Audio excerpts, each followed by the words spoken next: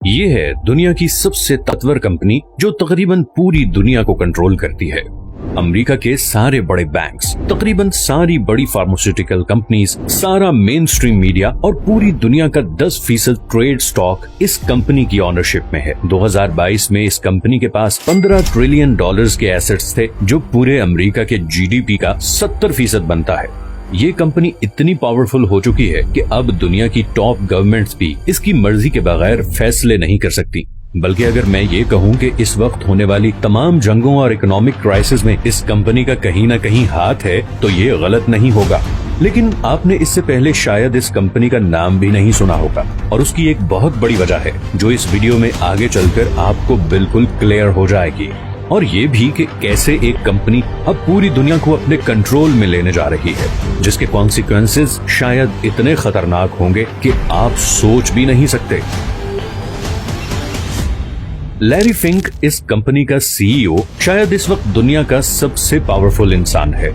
लेकिन लैरी आखिर है कौन और कैसे ये इतना पावरफुल बना कि आज दुनिया में होने वाले हर वाक़े में डायरेक्टली या इनडायरेक्टली ये और इसकी कंपनी इन्वॉल्व होते हैं।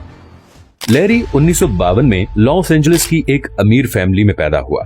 लैरी के मुतालिक कहा जाता है कि he was always hungry for power, और इसीलिए उसने अपने करियर की शुरुआत पॉलिटिक्स से की। लेकिन इसको जल्द ही एहसास हो गया कि असल ताकत पॉलिटिक्स में नहीं बल्कि पैसे में है।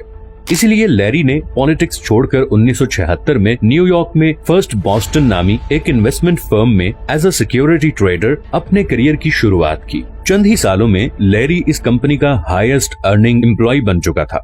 उसके अंदर आगे बढ़ने और पावर हासिल करने की एक आग थी जिसे बुझाना नामुमकिन था। लैरी इन्वेस्टमेंट को ऐसे समझने लगा जैसे और कोई नहीं।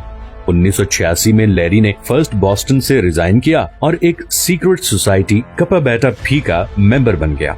इस सोसाइटी में सिर्फ दुनिया के टॉप बैंकर्स, इन्वेस्टर्स और पॉलिटिशियंस शामिल हो सकते हैं।